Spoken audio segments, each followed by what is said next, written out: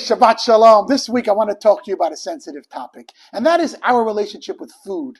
What can I tell you? I love food. Did you hear about the newest diet I'm on now? It's called the seafood diet. I see food and I eat it. They say, unfortunately, there's not much we Jews can agree on. As the saying goes, 2 Jews, 3 opinions. Some say 4 opinions. But there's one exception, and that is we all agree that we like our food.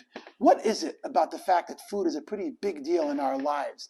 Food plays a huge deal in our lives. We love eating. I mean, that's a Jewish way to do. What do they say? What's every Jewish holiday? They try to kill us. We won. Let's eat. What is it about food? In this week's Torah portion, we are taught about the power of kosher food. Jewish law tells us that you are what we eat. In a very practical sense, if you eat something, it actually becomes part of your flesh and blood to the extent that it actually affects your very being. Let's understand this a little deeper. You see, every one of us human beings is composed of a body and a soul. The soul is very spiritual by nature, divinely sensitive. The soul is always uplifted and striving towards something godly and greater than itself. But the body, unfortunately, pulls us down. And the body tends to allow us to lose that spiritual sensitivity by getting too involved in materialism, temptations, and desires. When the Torah gives us this gift of kosher food in this week's Torah portion, the Torah is actually telling us here is a very powerful tool how you can remain spiritually sensitive.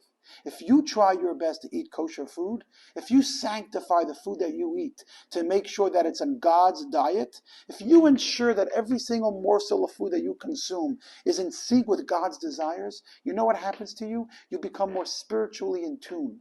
You become more sensitive and refined. You can actually transform your physical body and make it holy.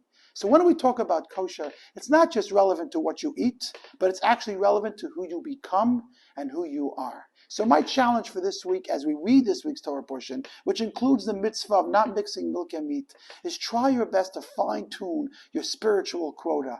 Try to embrace kosher on any level. If you're not ready to go all the way, maybe just a little bit, because you'll be surprised. The next time you go shopping, if you take an item off the shelf that has a kosher symbol on it, you'll be surprised to discover that as you get into your car, all of a sudden, you will feel more spiritually in tune and more spiritually elevated. So have fun eating, enjoy the delicious food, and remember, you have the ability to transform the food that we eat into something sacred and holy so we become more godly beings. Shabbat Shalom.